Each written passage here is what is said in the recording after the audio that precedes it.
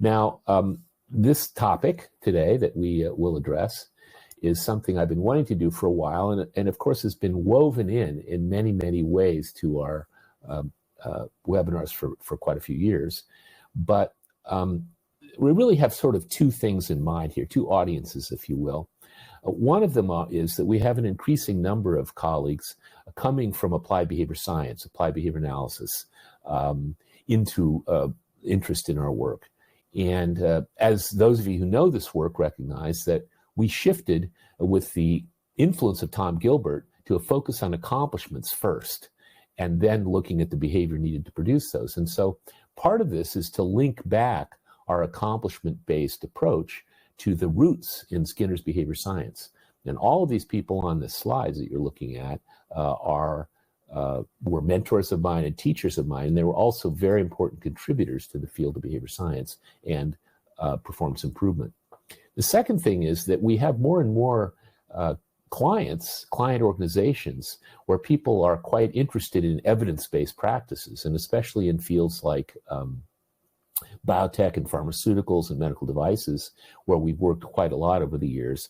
There's a real interest in science. And so we always like to say, this is, rooted in science. This isn't just something we made up.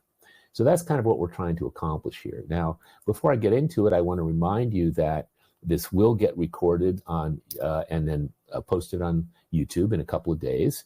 And at our YouTube channel, performancethinking.tv, there will be in 2 days 37, more than 3 years worth of these webinars, which I can't believe we've been doing it for that long, but we have. And there's also some short playlists. And we're finding more and more interest in the YouTube channel. And partly, I think, if people are trying to influence their stakeholders or their prospective clients about what performance improvement might be, it's a pretty good resource because it's all free stuff. And then also you can see the QR code there. And for some months, we sort of paused on this because of this transition from our old offices to the new setting. And there's a lot of disruptive things that have been going on during that period. And one of the reasons I was sort of off my game for a few minutes here at the beginning here today.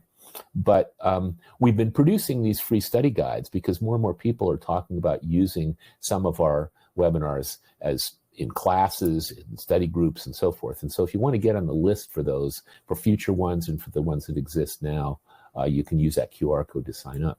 And if you are watching on YouTube, please, subscribe and pass on this to your colleagues and clients. Pass on the YouTube channel because it is quite a good resource. Now, we've got a bunch of webinars that are coming, one of them is the first one is something I've been thinking about for a long time. And partly it's because when I look around my workspace in my home, I realize that I really like tools. And those of you who know about our 6 boxes model know that box 2 is about tools and resources. And I want to talk about the power of tools and resources because it's something that Tom Gilbert originally, by talking about instruments in our 6 boxes model, where we explicitly use box 2 label tools and resources, something that makes quite a difference to take that explicitly into account. And we're going to talk about the implications of that. I want to talk a little bit more revisiting sales enablement, an area where we focus on milestones or work outputs, but what traditional salespeople would call advances in the sales process. When also we'll be having a webinar at some point about exemplary behavior analysis or exemplary performance, something that Tom Gilbert talked a lot about and how we've used it, and talk a little bit about that. The power of accomplishment-based job profiles. I'm hoping we can engage our colleague Therese Longo, who with her colleagues have been really applying our accomplishment-based approach to building job profiles and for their clients, and talk about the implications of that, because it's a big deal and it makes quite a difference in looking at jobs in terms of the accomplishments that they need to produce. And then we'll be looking again at leadership and management because it's a recurring topic and there's a perspective there that we want to be sure people understand, that leaders and managers are about optimizing the performance system. So there'll be more in the future. There's always more. The next one we're kind of excited about. This is something I've been wanting to speak about for a long time, and it's become quite timely recently because of a couple of projects that I've been coaching, which are they're problem-solving projects. The thing to understand perhaps about my work and about the work that we've really been doing for decades is that we've traditionally not approached it as a problem-solving discipline. We've followed the origins of human performance technology and what Don Toasty taught me years ago as what he called a design engineering approach, where we're trying to optimize the whole system. People, on the other hand, when process improvement and especially the quality movement came in, started doing root cause analysis, and many people have used the 6 boxes model in that. But sometimes a problem-solving root cause analysis approach tends to limit the degree to which people optimize the whole system. And so we want to talk about how we've been starting to recommend using root cause analysis in the context of a performance or design engineering approach. And I think that'll be a pretty interesting one next month. So here's the agenda for today, and I don't have to read down all the details, but we basically want to go from an understanding of what natural science means, because that's a big deal, at least in my world, down through sort of the history and evolution of the work we're doing. And much of this will be quite familiar to many of you. Many of you will have even seen the same slides. So I apologize if it's redundant, but I think it'll be a slightly different angle on what we typically talk about.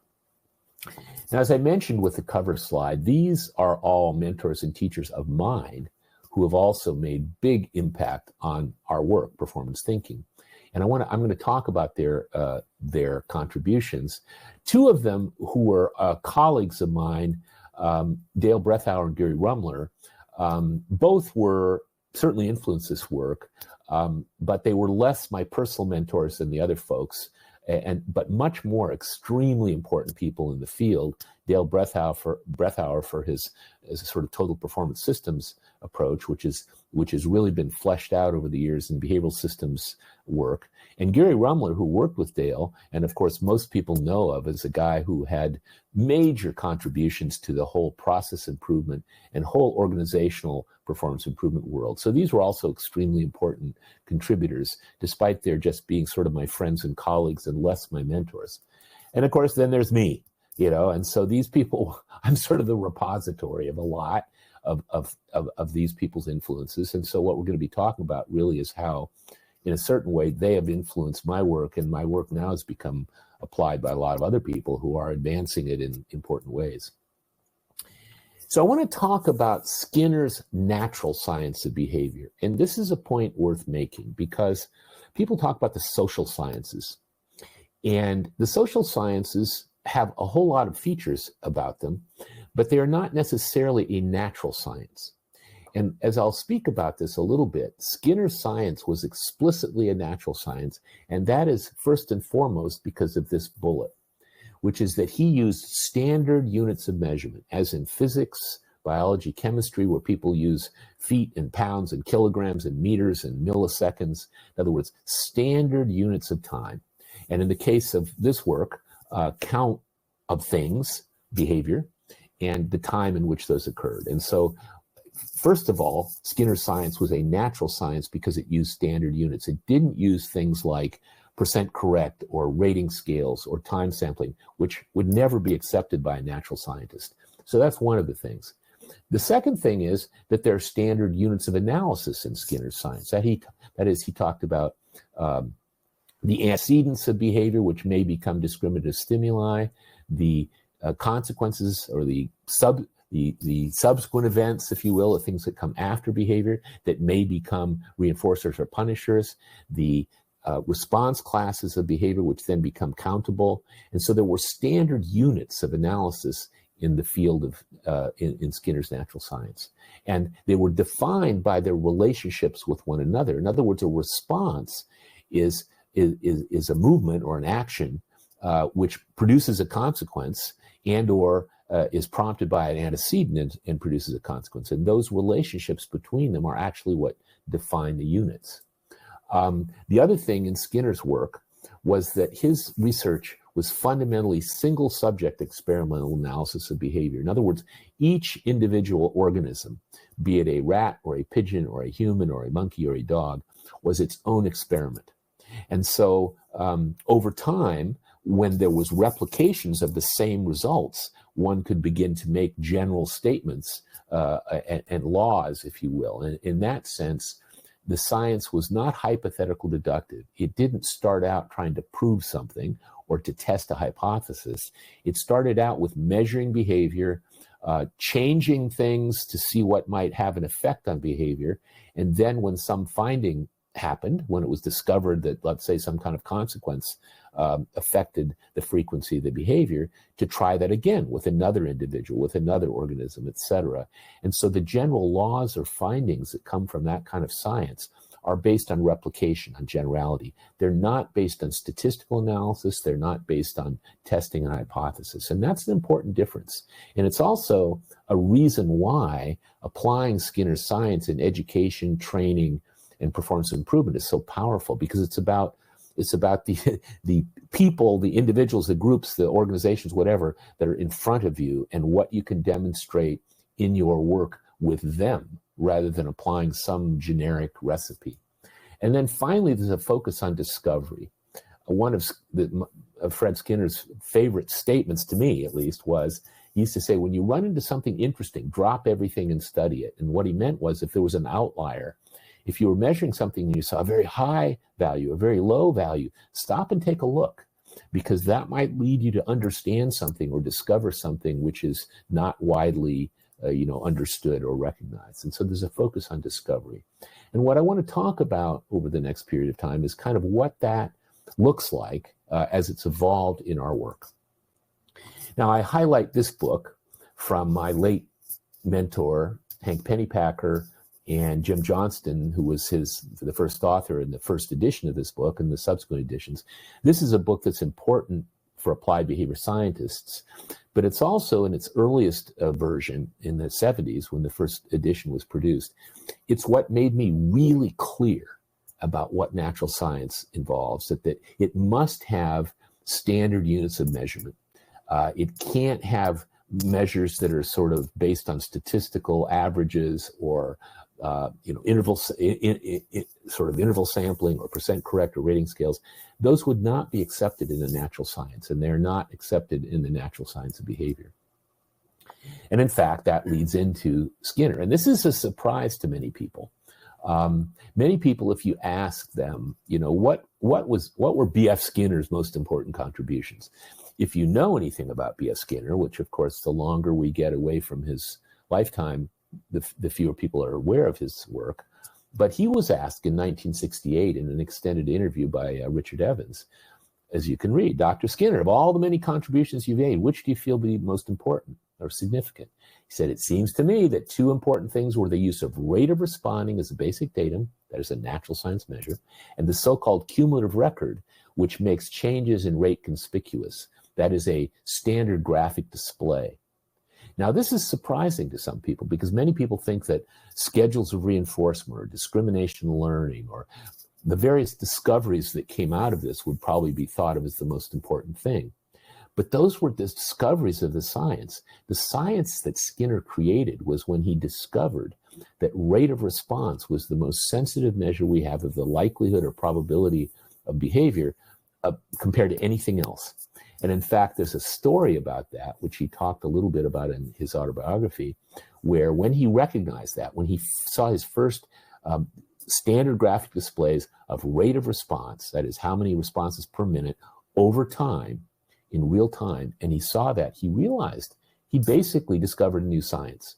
And that's the case if you think about it. Many, many fields of science emerged when a new, more sensitive measurement was created. And the story goes that he was concerned that he wanted to be sure to get home safely and not get run over by a streetcar, because he wanted to be able to write this down, because he realized how important it was.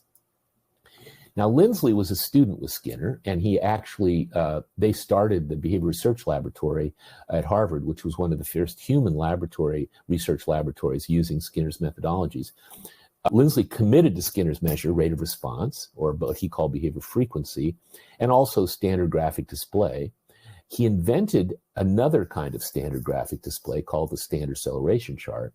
And using that, he discovered what became another standard unit of measurement, which was acceleration, which is how many times a response frequency multiplies or divides per, let's say, week, per month, per year, and so forth. And he brought that work into classrooms. And this field became called precision teaching, but it was essentially Skinner's experimental analysis of behavior, one student, one learner at a time, brought into the classroom with ordinary teachers. And it was, as I say, it was described as precision teaching, or named that. It's a field that has evolved over about 50 plus years now. And in that process, one of the things that Lindsley did is he took the technical language of behavior science from the research lab, which is pretty geeky language, and he came up with plain English terms that described the very same things, only in ways that the teachers who didn't have a background in behavior science would understand. He also personally was my friend and mentor for about 30 years, and he's the person who in 1978 said to me, Carl, you've done a good job in performance in precision teaching, but I'd like you to take what you've learned in the business. So I'm kind of nudged, to put it mildly, me from the education world into the business world. And I mentioned his standard acceleration chart. These are some examples from my own work of this. This is actually groups of people at AT&T Wireless, this is published data, practicing for fluency on practice cards. And the dots are the count per minute of a group of about six performers.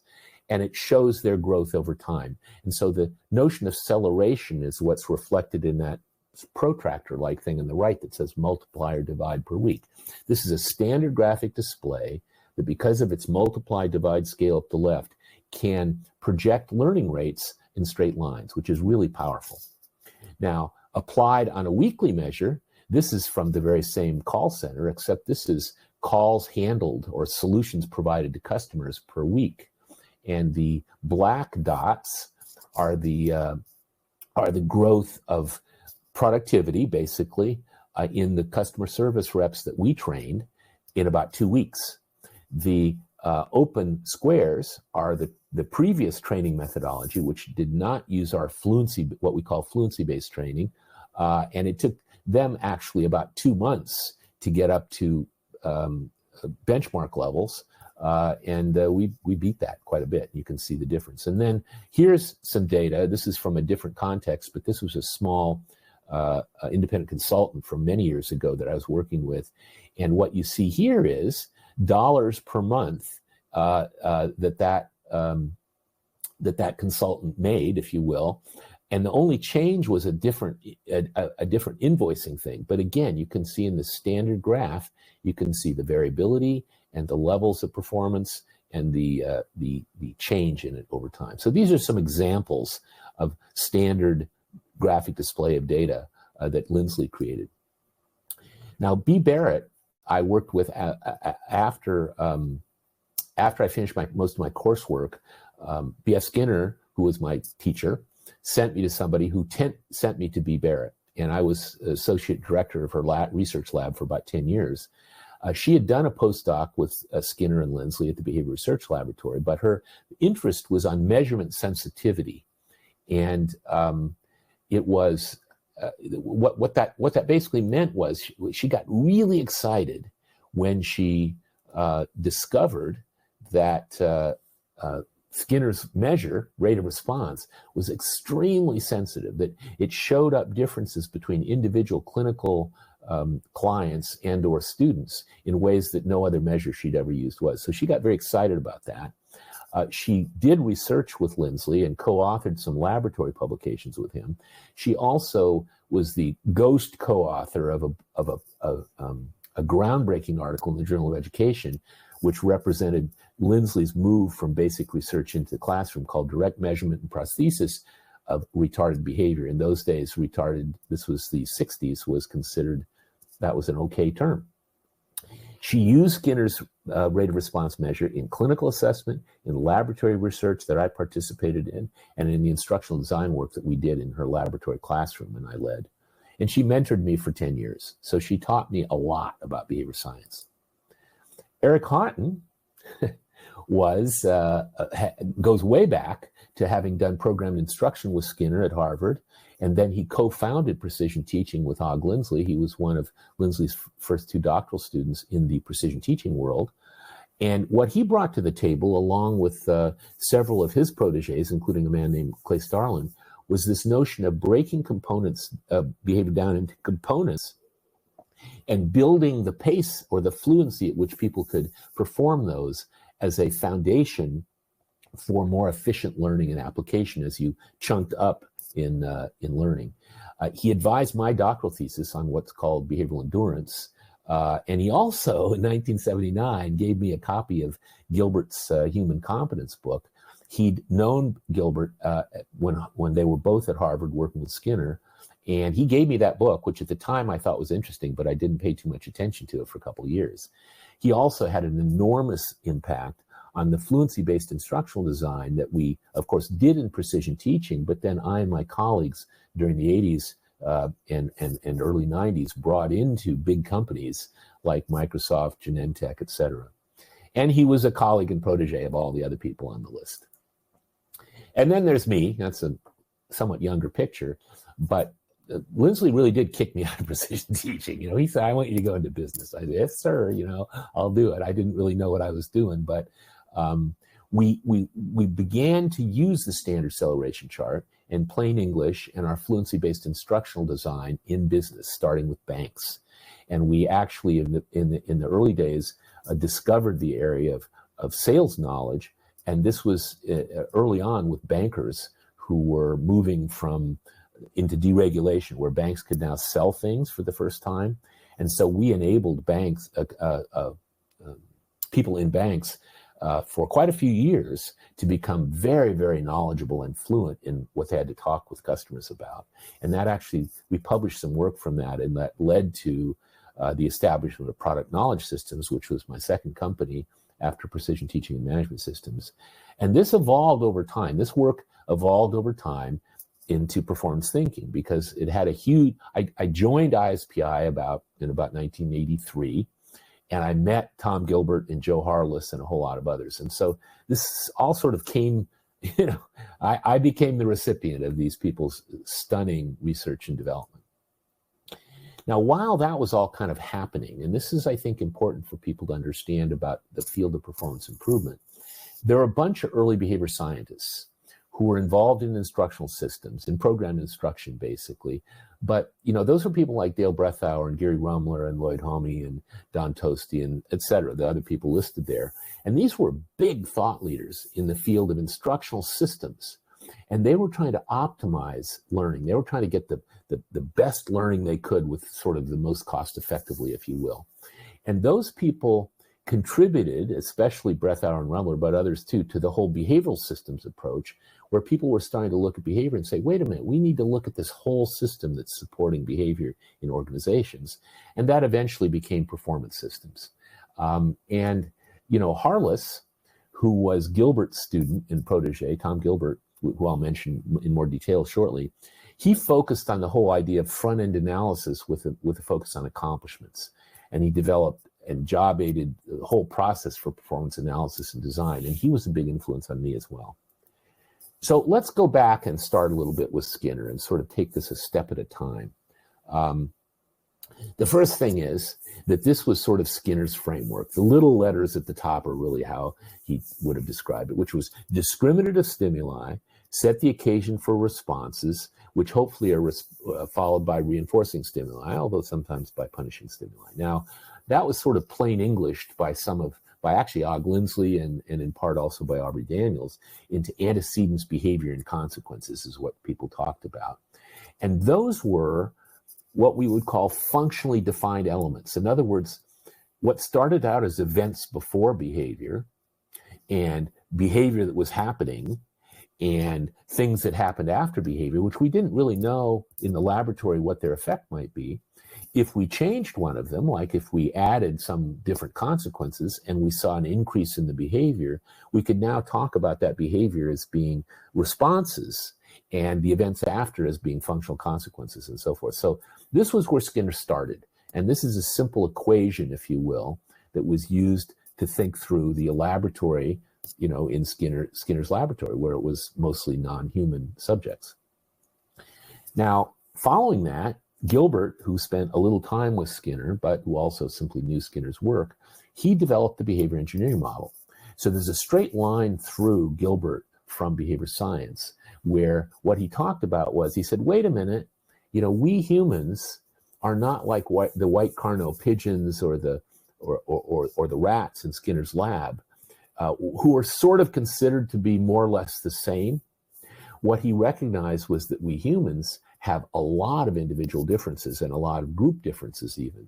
So he wanted to distinguish between what was in the environment to provide information, to provide what he called instruments, the opportunity to respond, if you will, and the tools to respond with, and then incentives, consequences. But what he recognized was that we humans bring an existing repertoire. We bring knowledge, which is kind of like, from his perspective, information that we carry around with us instead of that we get immediately from the environment when we're responding, and capacity, which is our ability to use the instruments available, to respond, to do the job that's available to us in terms of just how good of a match we are to that.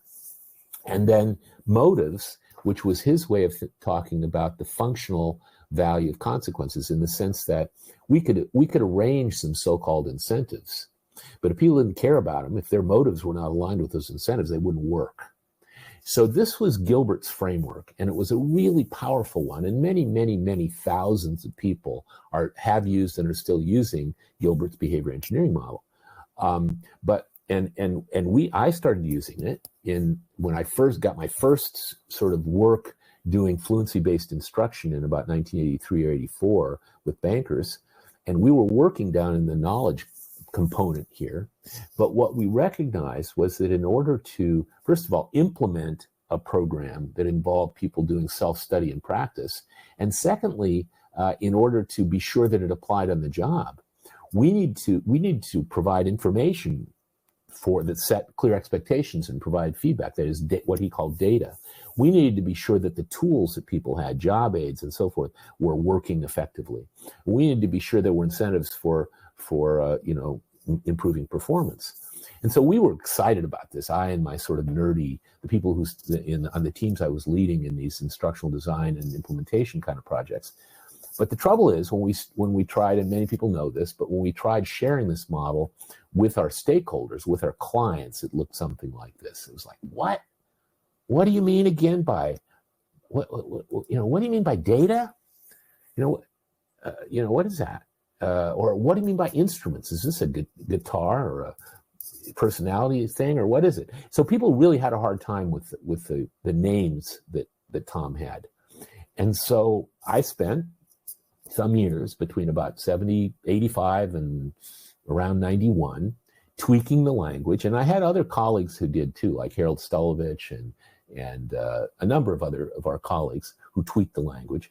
But we had a very explicit user testing perspective. And so we would try different words in those cells, and we would try to teach the model to people or enable people to use it. And we would see if they made category errors, if they made mistakes.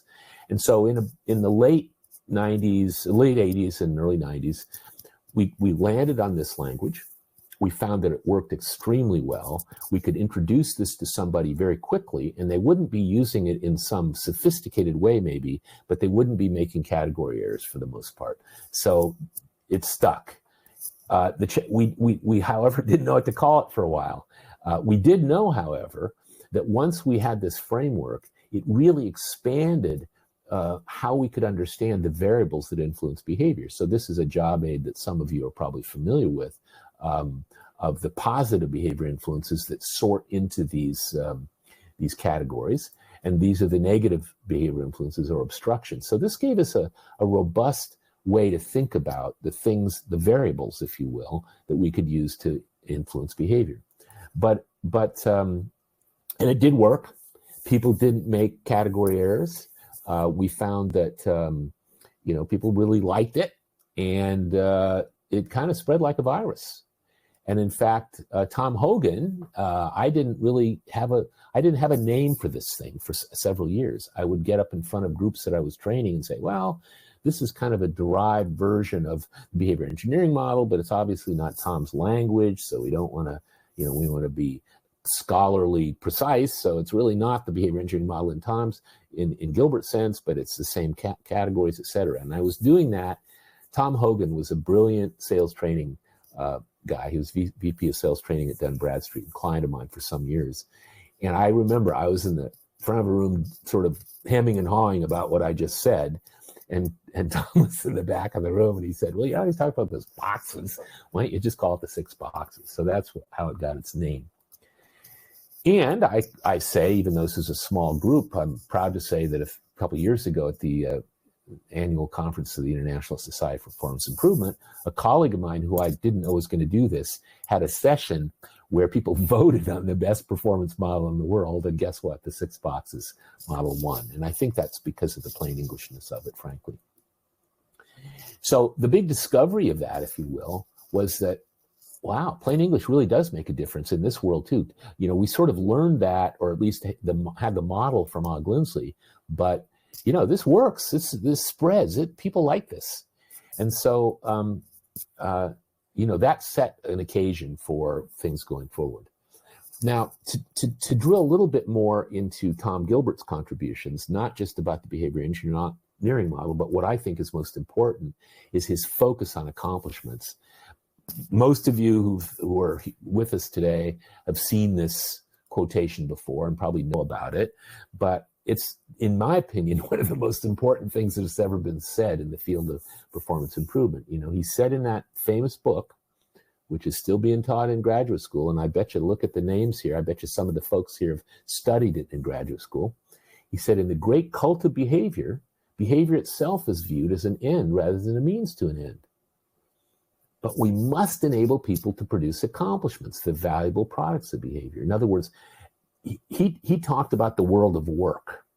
And he said, in the world of work, what we care about is the stuff people produce. The behavior itself is costly. It's not the value. The value is in the accomplishments. And following in our plain Englishness, we coined the phrase work output some years ago. And we did this for a couple reasons. One of them is the word accomplishments has become kind of famous in the field of performance improvement. But if you look at the literature, if you look at what people have published, and if you look at workshops and programs that people have, it's poorly defined. It sometimes means big, sort of hairy business resulty kinds of things, like revenue or something. Sometimes it means small things. It means a lot of different things to different people. And so instead of trying to wrestle people to the ground with a precise definition of the word accomplishments, we followed in Lindsley's pattern of saying, we need to use plain English and use it precisely. So we selected the phrase work outputs for organizational performance improvement, first of all, because it sounds like the product of something, work. But second, notice that it is plural. And that means we can count it, which is a fundamental thing of natural science. So that's where that phrase came from. But getting back to Gilbert's sort of point, he had this formula where he said, if you stand back and look at any intervention you're making with respect to some kind of performance, he says the way to evaluate the worth of that intervention is how much does it increase the accomplishments that you care about, that are valuable to the organization, and how much does it cost to produce the behavior? And what he pointed out was that behavior is costly. We've got to hire people and give them computers and systems and space to work, and we've got to train them, and there's a lot of costs involved in producing behavior. And that's all great if the behavior produces accomplishments.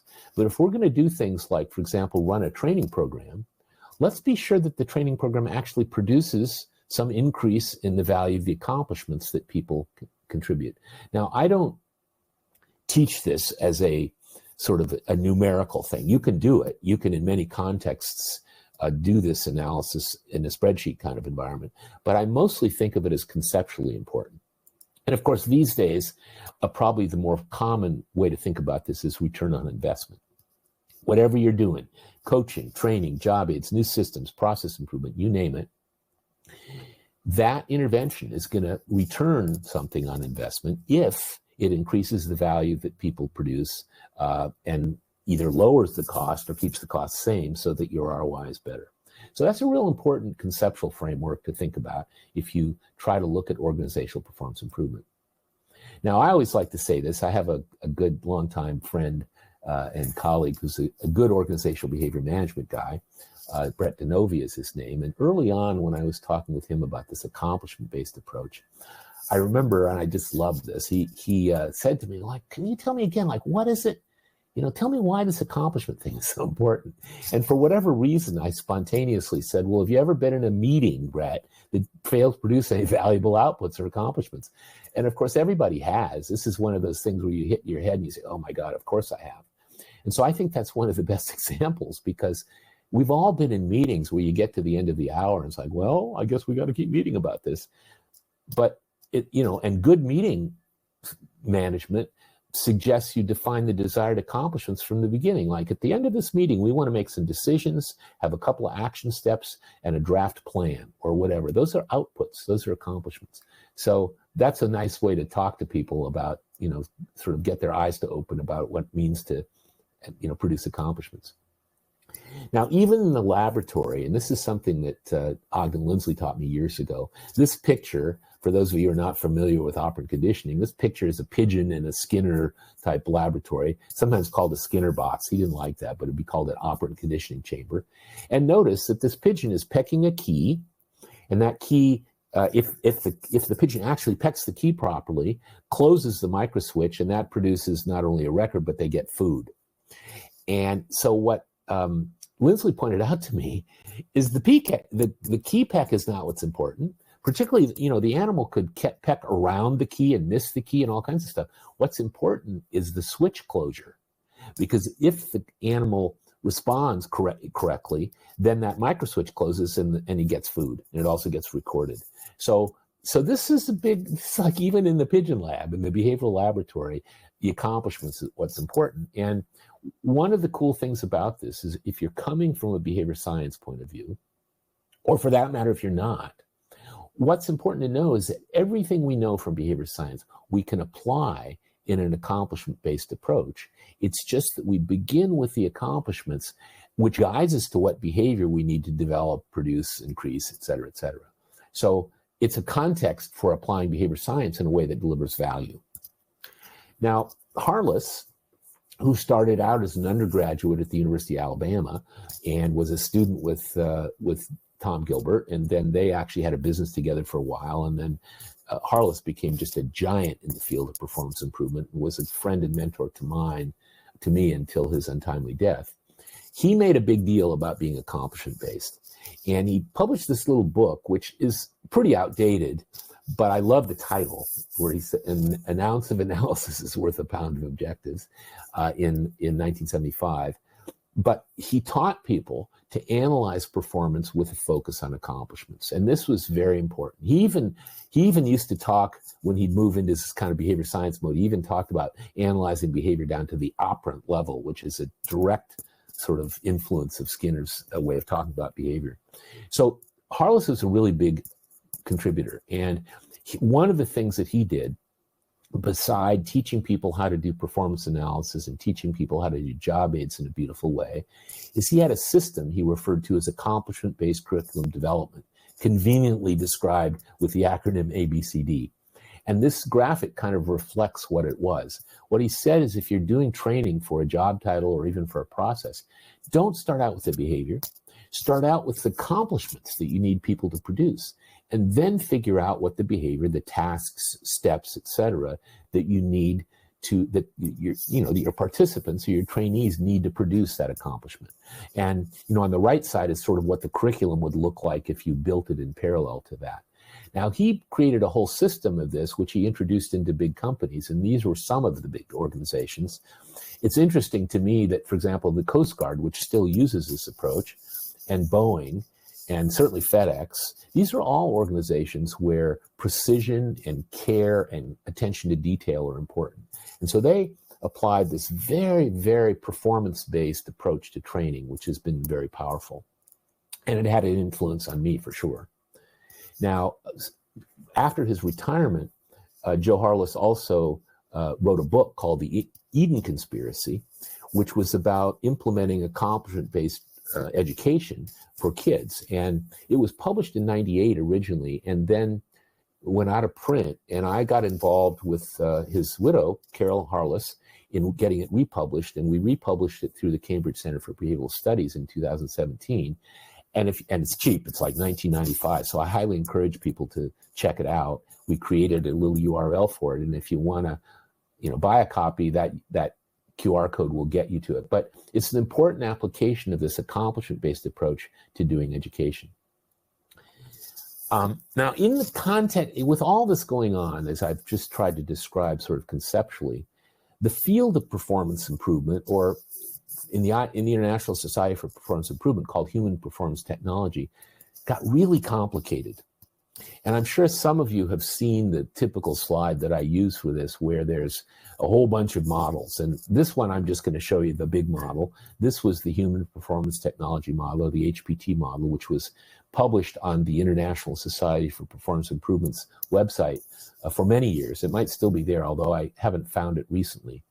But I often refer to this as the everything, including the kitchen sink model, because it's got everything you could possibly do in training and performance improvement. But what we started to notice, a couple things. One is that experienced, sophisticated performance improvement people had a whole lot of models in their toolkit. And it's still true today. They'll kind of pull out the one that's relevant, they think of as relevant. Now, that means that performance improvement is a craft, and it depends on that person's individual history, and they have a lot of different ways of doing all this stuff. And so that's great, except there's so many versions of the models out there, and then you can put them all together. It's pretty overwhelming. And I had a period of time where, I guess it was probably in the early mid-90s, where more and more I was encountering colleagues who might even have that model up in their wall in the form of a poster or something. And they say, this is really complicated. We've been trying to do this, but our leaders come by and they happen to see this and they say, how long is this going to take? Is this analysis paralysis and so forth? And part of it was, if you went to ISPI, and it's still true, if you go to these organizations where you've got a lot of colleagues who do performance improvement, they're all using different versions. And this is frustrating because it means the growth of the field and the impact of the field is limited based on what peculiar vocabulary somebody happens to be using. So we sort of moved forward with this really under the influence of Steve Jobs. And that might sound a little bit like a marketing bit, but again, those of you who've been through our programs know Ogden Lindsley actually introduced me to Apple Computer and Steve Jobs in about 1978. Ogden was a very early adopter of the Apple II computer. And the thing that's beautiful about what Jobs and Wozniak did for that was they took this whole hobbyist thing, this kind of soldered together gizmos that they would be, sharing and looking at the Homebrew Computer Club, and they turned it into an easy to use package that you could just buy and didn't have to know anything about how it worked, but you could do recipes or your accounting on the Apple II computer. And of course, moving forward, Steve left Apple and then came back and created the Macintosh and all of that. But what was underlying a lot of his work was this value of simplicity.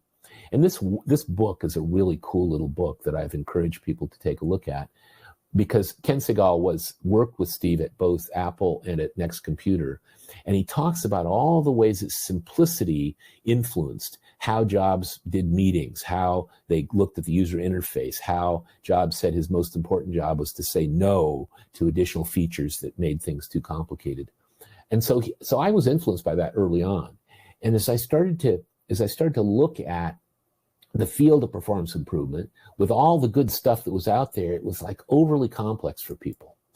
And so this thing that Steve said had a big impact on me in that book. It was quoted in the book. He said, when you start looking at a problem and it seems really simple with all these simple solutions, you don't really understand the complexity of the problem. And your solutions are way too simplified and they don't work. And then you get into the problem and you see it's really complicated and you come up with all these convoluted solutions. And that's sort of the middle, and it's where most people stop, and the solutions tend to work for a while. But you can keep on going and find the key underlying principle of the problem and come up with a beautiful, elegant solution that works.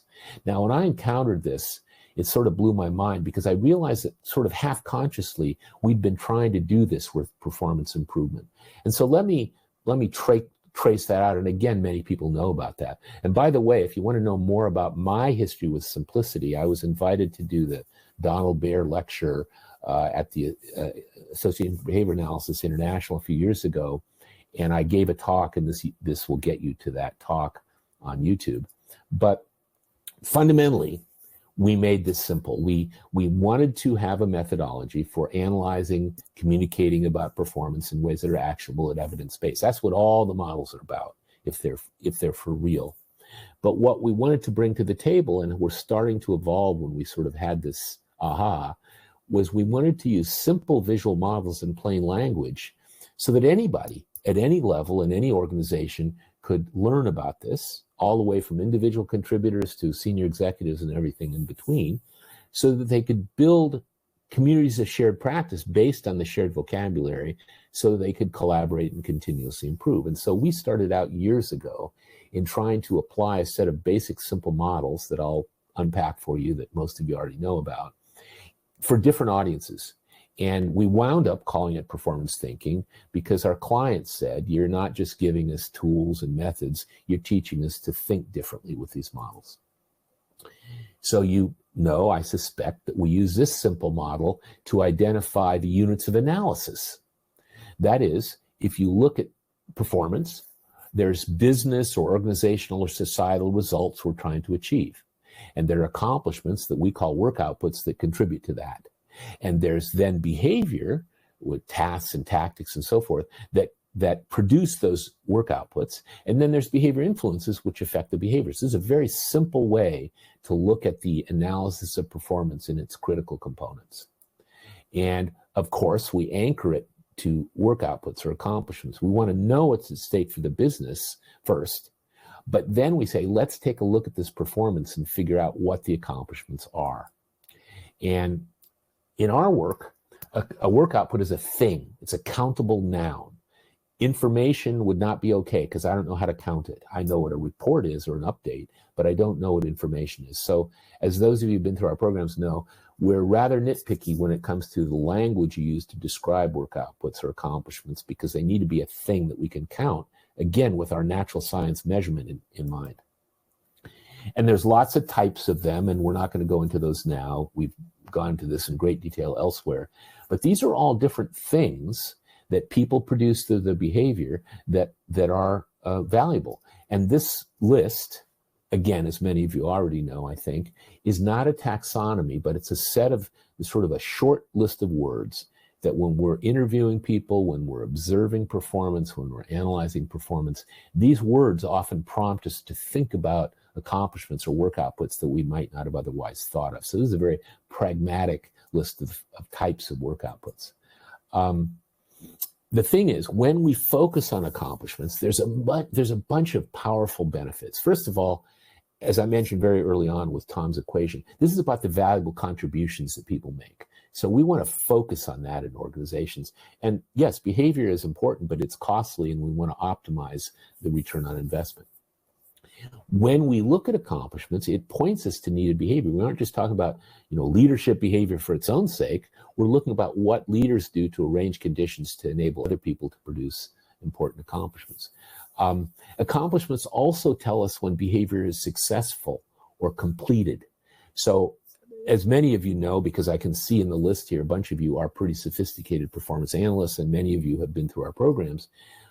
Often when you ask people about their accomplishments, they'll tell you about behavior. And so a kind of a trick is to say, okay, that behavior is good, but when do you know you're done? What does it produce? When do you know it's successful? And that will hopefully get people to talking about the work outputs of the accomplishments.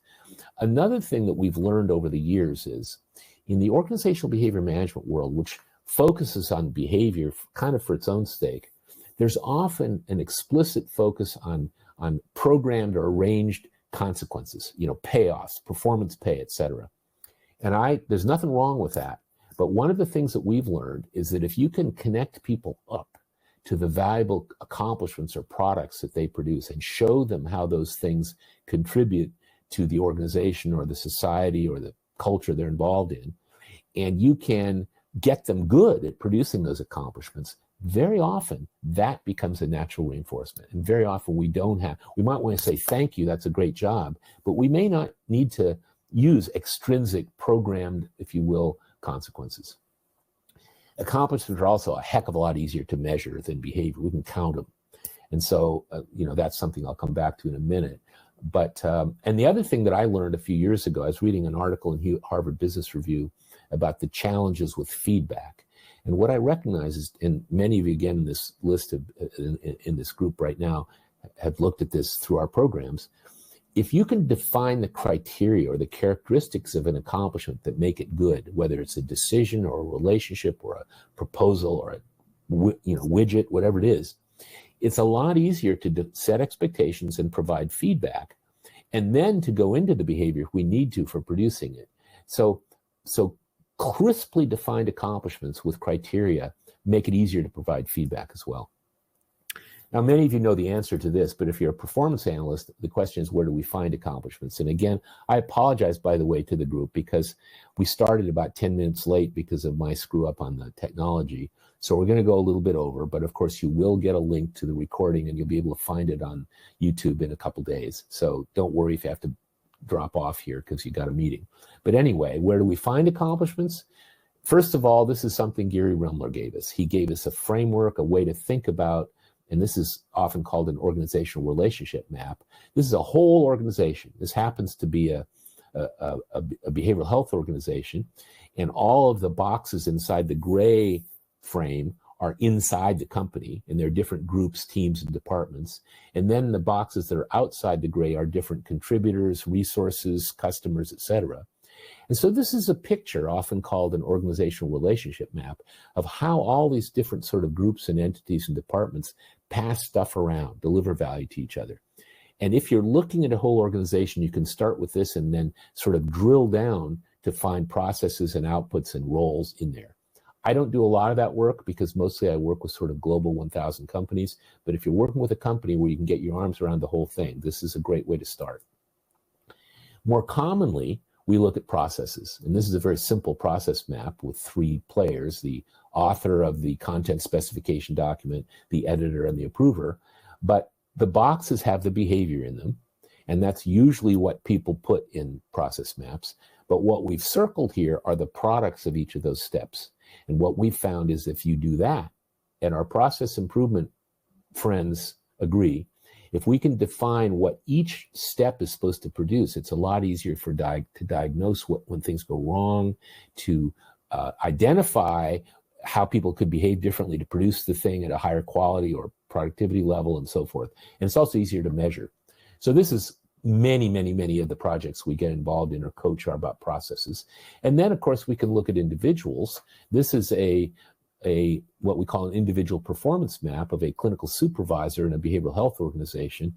And all those things around the middle, around the sides there, are their work outputs delivered to different customers. This is a pretty complicated job. But when you define a job in this way, whether it's of an executive or an individual contributor or anybody in between, it gets a lot easier to onboard, develop, train, coach, and improve their performance. Now, the other thing about it is we can talk about measurement. I've emphasized that natural science, which this is an application of it, requires standard units of measurement. Well, we can definitely measure business results using standard measures, whether it's counting dollars or counting things that are produced for productivity or what have you. Those are things we can use to measure business results. The challenge, of course, with focusing just on measuring business results is that they're often lagging indicators. So we don't get a lot of data points to make decisions very often. We also know, and the behavioral folks and organizational behavior management folks know, we can measure behavior. And we can checklist behavior, we can count behavior, and that's very important. And it's often really important for feedback in things like a safety environment or a customer service environment. We can observe behavior and say, oh, that's not quite what we need to improve this. You can, et cetera. You can also diagnose when people are not producing work outputs up to spec. But it's costly usually to measure behavior because usually you have to watch them. You have to watch behavior. But we can also measure work outputs. And the cool thing about that is if we can define the criteria for them, good ones, we can count them. We can count the good ones and the ones that don't meet spec. And they're leading indicators in the sense that usually work outputs happen frequently enough or produce frequently enough that we can measure them hourly, daily, weekly, pretty often, so that we can make more decisions. And that's really what a leading indicator is. They're generally easier to monitor than behavior, even if they're not concrete ones, even if they're relationships and decisions. It's a little bit easier to count them, the good ones and the bad ones. Again, they represent the value delivered, and they make for great learning and performance objectives, as Harless's ABCD methodology suggests. At the end of this training module, you'll be able to produce a better decision, a better relationship, an improved widget, whatever it is. And we think, and this is Bob Redeker, who's now retired, but Bob is a longtime colleague and certified to deliver all of our programs, really. He said to me explicitly, if we can get clear with our clients about work outputs and criteria, they can do measurement easily by counting work outputs. So this is a practical ramification of an accomplishment-based approach, which really plugs right into natural science because we're counting stuff. It's a standard kind of measurement. Now, to again drill a little bit more into how performance thinking mirrors behavior science, our models also functionally define the units of analysis. I already mentioned, of course, that the elements of performance are defined, units of analysis. And then, of course, the behavior influence themselves, the categories of behavior influences, are defined by the function they have in relationship to behavior. So expectations and feedback, if they're real, affect the frequency or the quality of behavior. Tools and resources enable people to perform, etc. And so these are all things that can be defined in terms of whether they actually have an influence on behavior, their functional impact. And how do we do the experiments? Because I want to go back to this notion that natural science is about, it's not about hypothesis testing, it's about arranging conditions and trying stuff to see what happens and then measuring it. And so we teach this thing called performance improvement logic, which really could be thought of as an experimental methodology where you say, okay, let's be sure we know what we're trying to achieve here and why, what are the business results? And then we say, okay, let's look at this performance and define the work outputs and be sure that those work outputs credibly contribute to the results we care about. And now that we've got that, let's do the analysis, observe successful performers, identify exemplary behavior needed not just in general, but to produce those work outputs. And once we define those three things, we can select measures following the kind of guidelines that I mentioned earlier. Once we've done that, we can take a look at behavior influences, and we can analyze what's currently happening, good stuff, bad stuff, not effective, or effective behavior influences in each of the cells. And then we can apply a little bit of design thinking and brainstorm different possibilities that we could add. And then ideally with our stakeholders, we can choose the best combination of these things, as far as we can tell, to drive the performance. But then we really do the experiment. We implement, we measure, and we'll probably discover some stuff we missed, so we adjust it over time. And of course, in our field, because of the simple language, we also share this language, because when people get on board with the same language, it makes for communication a lot better. Here is another bit where we can apply fluency-based instruction, which came straight out of Skinner's behavior science, really through Eric Haughton, and an accomplishment-based curriculum development. Because on the left, we have a couple of accomplishments: a solution for a customer that a customer service rep might need to produce, a billing adjustment that a collections person might need to produce. On the right, you have a bunch of small behavior components, and we can build the fluency with which people can perform that through practice and dramatically improve their ability to provide solutions or billing adjustments. So that's just a simple example. It actually comes out of the Binder and Sweeney article on our work at AT&T Wireless that you can find on our website. And then, of course, the big picture, and we've done webinars on this, but we can actually drive talent development altogether with an accomplishment-based approach. We can start out recruiting people based on what we know the job the people in the job need to produce, their accomplishments. We can onboard them by defining the outputs of the accomplishments they need to produce and figuring out what they need to be able to produce in the first days or week or month or whatever over time. We can do explicit targeted training where work outputs are the objectives. And then we can move people into an accomplishment-based coaching process with some kind of regular cadence, which is a proactive talent development methodology. And then we can use that to make this, how they're doing, to make decisions about promoting them, providing, exporting talent, as they say, giving them, compensation, and so forth. So we can drive all of a continuous development of performance or of talent with an accomplishment-based approach, which is rooted in behavior science. So here's some takeaways. First of all, performance thinking applies behavior science to create value in the form of accomplishments. It's accomplishment-based. That's a big deal. That's what Gilbert and really Joe Harless gave us. It uses standard units of measurement. We don't, if we're, for example, and some of you have been through our programs know this, if we're doing stuff like rating scales, which are not standard units of measurement, you can't add up the numbers in a rating scale and come up with a meaningful number. It's just not real math.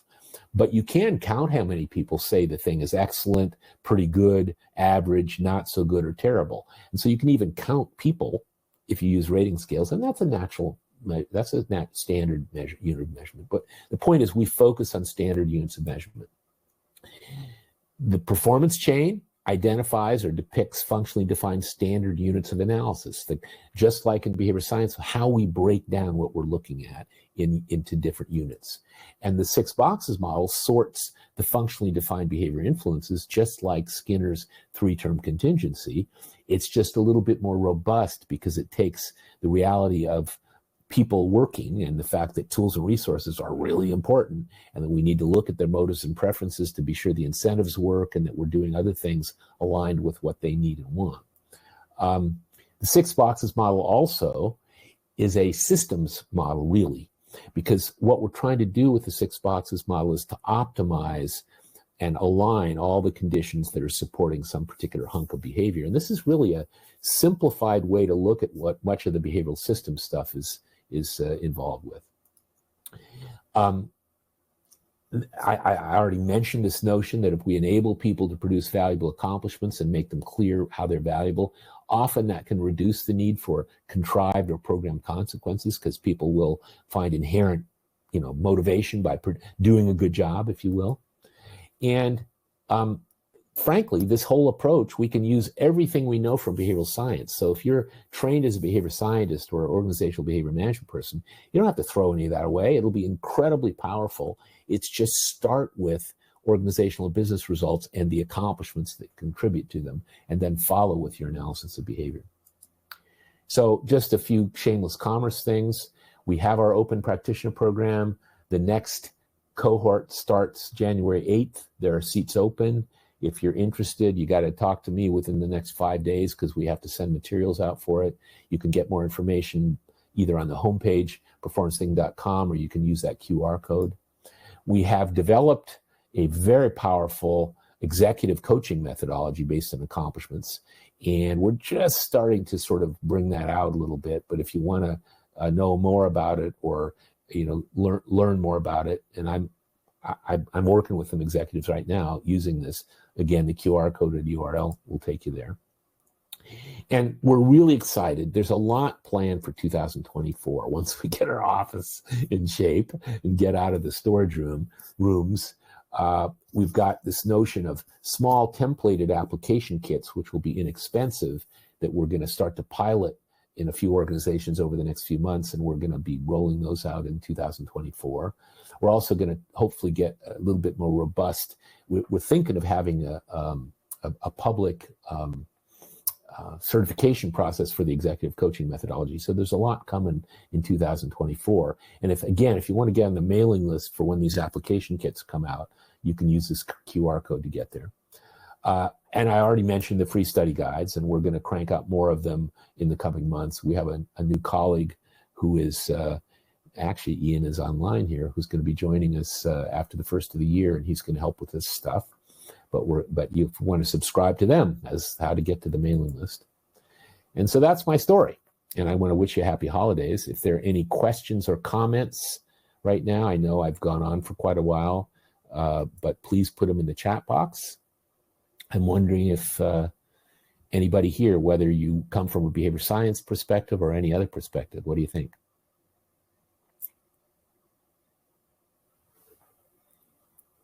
And I think you're being silent right now, it looks like. But Mike Blahnik is here. Oh, fantastic. You still with us, Mike? I hope so. You might have had a meeting to go to. Oh, you're here. That's fantastic. So good to see you. Anybody have any comments? Because we don't have to keep going. I know I've kept you around a bit late here. All right, Anna, behavior analyst. The Results Revolution. Yeah, Craig, I got the book. It's sitting on my desk. I'm looking forward to digging into it. Oh, this is nice. Thank you for your great feedback, everybody. If nobody has any comments and questions, we can certainly end now. But and you'll be getting the link to the thing in to the recorded version in a couple days. But you also can just always go to YouTube, our YouTube channel at performancethinking.tv. And anyway, thanks for all your nice comments. If anybody sort of wants to take questions and comments offline, my email address is I'll tell you what, I'll put it in here. Most of you probably know it, but it's carlbinder@sixboxes.com. So if anybody wants to know it, there's that. And I really, I'm hoping we're going to fill up our upcoming practitioner program starting in June or January. We only do it a few times a year. It's a good investment. We're about ready to poll a lot of you all that have been in the program and some others, because we know some people tell us, it's changed their lives and so forth. But I just want to encourage that, or encourage you to share the information about it. Okay, then. Well, thanks, everybody. And I think we're going to sign off at this point.